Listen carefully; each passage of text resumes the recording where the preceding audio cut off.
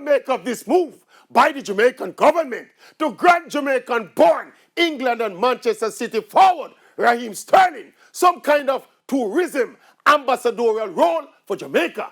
In terms of raw pragmatism, it makes sense because Sterling is a high-profile international footballer known all over the world. And if we can get Raheem Sterling with his huge platforms to be some kind of face of Jamaica, brilliant. But the fact of the matter is, Raheem Sterling is an English citizen and he represents England in football. I feel a little bit uneasy about it. Like we should use a Jamaican citizen and a Jamaica national representative, whether footballer or any other sport, to be the face of Jamaica internationally. And don't get me wrong, Sterling is still connected to Jamaica. He comes here regularly. He have him links and him people here. But officially, he's an Englishman.